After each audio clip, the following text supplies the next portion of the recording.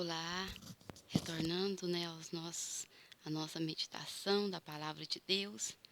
Fizemos um apanhado de algumas histórias aqui do livro de Gênesis, para estarmos tratando, né, de decisões, de atitudes que fizeram diferença, eh, que nos serve de exemplo para que nós venhamos também agir da mesma forma, pegar o que é certo, o que é correto, o que é bom e aplicar nas nossas vidas, né. A Bíblia, ela tem todas essas histórias justamente para nós fazermos a aplicação nas nossas vidas e tudo, como já falamos, né, nos apontar Cristo, vermos Cristo. Vamos estar retomando aqui, né, sempre falamos de Sará e Rebeca, as decisões na tentativa de antecipar, de favorecer, de melhorar a situação, não resolveu. As consequências que vieram, Jacó sofreu todas as consequências. Vimos também José, a cisão que ele fez em toda essa história, a mudança. E dentro de tudo isso, nós encontramos um personagem que nos chama a atenção. E esse personagem fará toda a diferença na história. Um personagem que, se nós pegarmos aqui, por exemplo, nós pegamos Abraão, que começa no capítulo 12 e vai até mais ou menos 24, que ainda fala, mas a história dele mesmo termina. Depois Isaac, depois Jacó e da 37 a 50, José. E dentro da 37 a 50, nós encontramos o capítulo 38, que vai falar sobre Judá, um personagem que aparentemente não tinha relevância nenhuma na história, que surge em meio de tudo isso.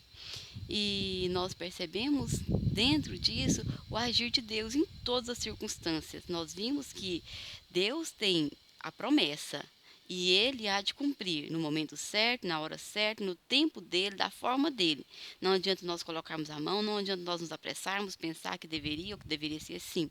Vimos lá, por exemplo, de José, quando ele estava na prisão e aquele jovem sai e ele deseja, né, que ele fala ali para Faraó sobre ele. E como nós entendemos que tudo tem um propósito e a hora de Deus, entendemos que passou-se 2 anos para ele falar porque tinha o tempo certo.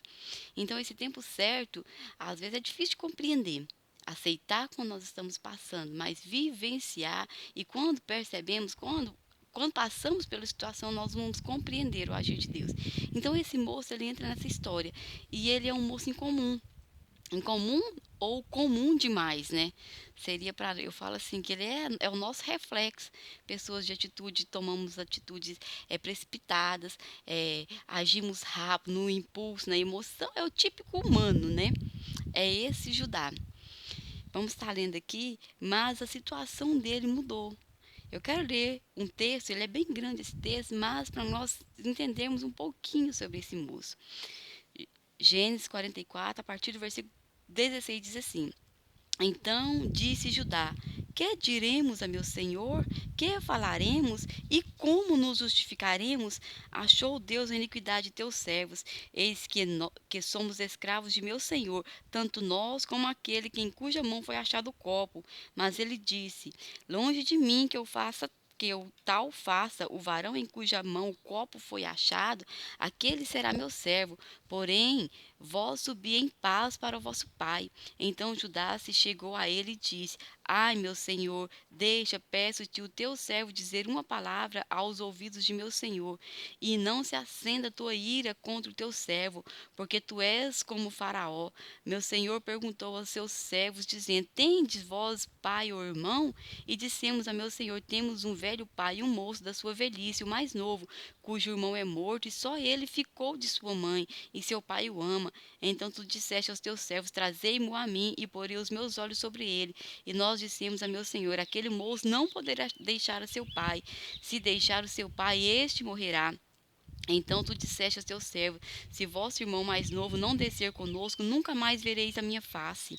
E aconteceu que, subindo nós a teu servo, meu pai, e contando-lhe as palavras de meu senhor, disse nosso pai: Tornai, comprai-nos um pouco de mantimento. E nós dissemos: Não poderemos descer, mas se nosso irmão menor for conosco, desceremos, pois não poderemos ver a face do varão, se este nosso irmão menor não estiver conosco. Então disse-nos teu servo, meu pai: Vós sabeis que a minha mulher me deu 2 filhos, e um ausentou-se de mim, e eu disse: Certamente foi despedaçado, e não tenho visto até agora. Se agora também tirardes a este de minha face, e lhe acontecer algum desastre, farei descer as minhas canas com dor à sepultura. Agora, pois, indo eu a teu servo, meu pai, e o moço não indo conosco, como a sua alma está atada com a alma dele, acontecerá que, vendo ele que o moço ali não está, morrerá, e teus servos farão descer as canas de teu servo, nosso pai, com tristeza à sepultura. Porque teu servo, porque teu servo se deu por fiador por este moço, para com meu pai, dizendo: se não te tornar, eu serei culpado a meu pai todos os dias.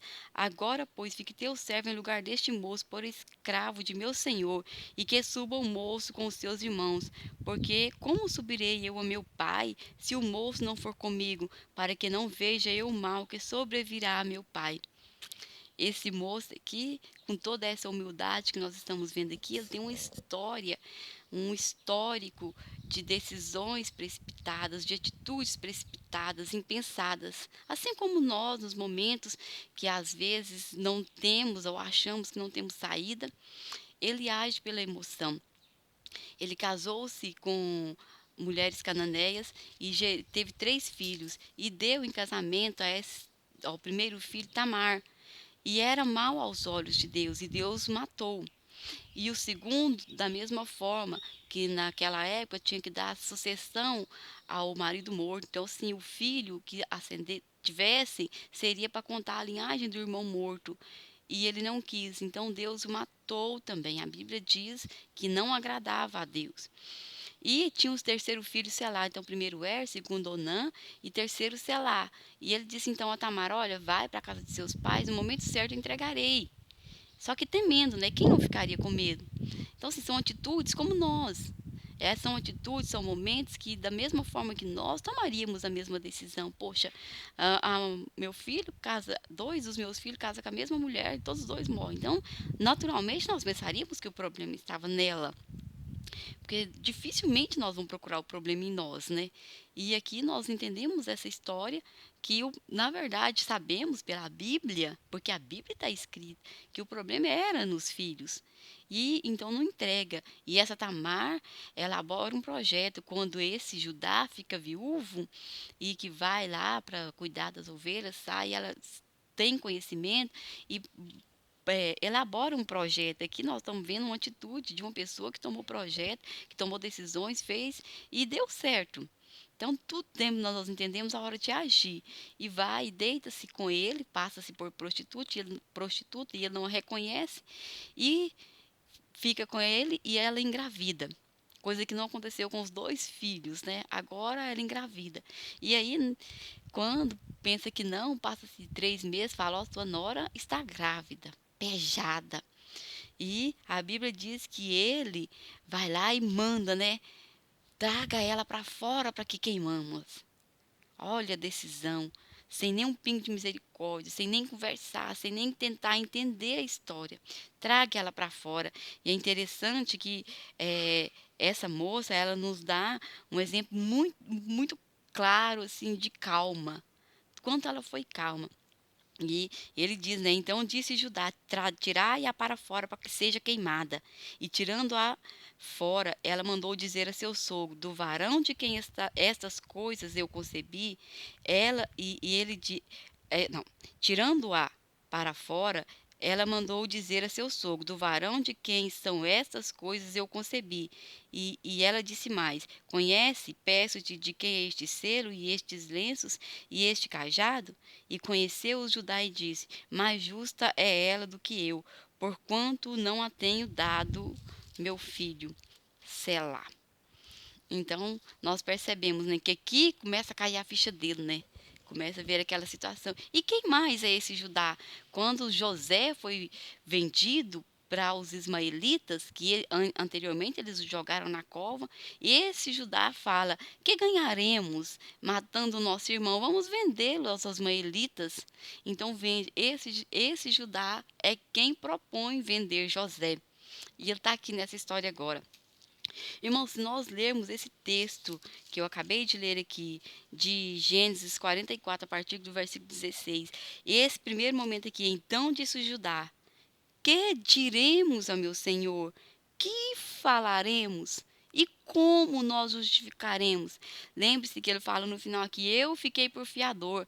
Ele quando fica por fiador lá para o seu pai, ele quase confessa, né? Olha, pai, o que aconteceu com José não vai acontecer. Porque eles sabiam que o que tinha de fato acontecido com José. José, eles o venderam. Então, aqui, eles não iriam cometer o mesmo erro, vendendo o irmão na situação em que eles estavam de aflição. Então, era quase que uma confissão. Olha, meu pai, eu fico por fiador. Porque eu tenho o controle da situação, eu sei o que aconteceu com José. Mas nós percebemos que dos olhos de Deus ninguém engana, a Deus ninguém engana. E Deus tem um controle. Ele pensava que tinha um controle, que poderia levar o irmão e trazê-lo de volta são e salvo. E olha o que acontece aqui. Os projetos de Deus. E José não sabia que ele tinha ficado por fiador. E é interessante que os servos acalmam eles quando eles vão lá e pega passe, e eles eram homens honestos. E ele vai devolver o dinheiro que inicialmente ele tinha deixado, né? José mandou devolver daquele primeiro momento que eles foram para a terra do Egito comprar mantimento, e os servos ali falam, não, o Deus de vocês estão achando graça aos olhos de Deus, e fala coisas bonitas, não entristeçais, e eles aqui, né, todos animados, comeram. Então eles eram homens honestos, que nós entendemos também, pessoas honestas, pessoas de bem também erram. Nós também erramos. É por isso que João, na sua carta, escreve: filhinhos, não pequeis, mas se pecardes, temos advogado. Nós também erramos. E esse Judá era descendente, embora, como nós já falamos, de uma família imperfeita, porque todos somos. A família de Jacó, talvez a mais imperfeita dessa história, cheinha de problema, recheada de problema. E de um Judá com todas essas decisões e com todas essas atitudes. Mas que aqui ele se humilha, porque ele sabe que ele não tem o controle de tudo. Ele não tem o controle. O controle de todas as coisas está nas mãos de Deus. E nós precisamos de compreender isso. Quando nós compreendemos isso, nós vamos descansar em Deus. Esse Judá saiu todo contente, porque sabia que com Benjamim não ia acontecer o que aconteceu com Judá, com José, aliás. Mas acontece essa situação. José então manda colocar a taça no copo do irmão mais novo. Pensa que prova, irmãos. Muitas das nossas situações que atravessamos, nós precisamos perguntar: será que não é uma prova para ver as nossas atitudes? Como vamos nos comportar? E Judá soube comportar. Judá humilhou. Judá humilhou. Se nós lermos essa história assim, com o nosso coração assim rasgado, nós vamos ver. Então disse Judá: que diremos a meu senhor? Que falaremos e como nos justificaremos? O irmão, o erro estava pronto, a situação estava pronta, eles não tinham o que fazer. Mas ele tomou a atitude de humilhar, de pedir, de interceder, de clamar, de rogar. E olha o que aconteceu, né?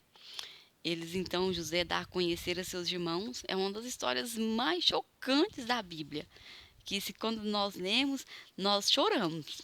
Meu avô falava isso direto. Quando lia lá a história de Esther, ele sorria.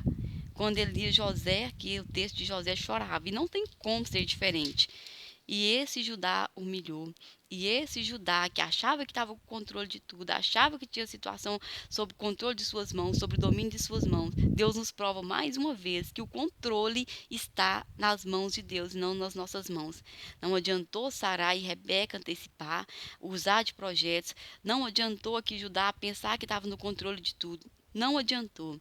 Tudo está no controle das mãos de Deus. E é Ele que determina, mesmo nas situações que eu e você criamos, Deus está no controle dela. Essa pandemia, Deus está no controle. Nós ainda não entendemos, mas Deus está no controle.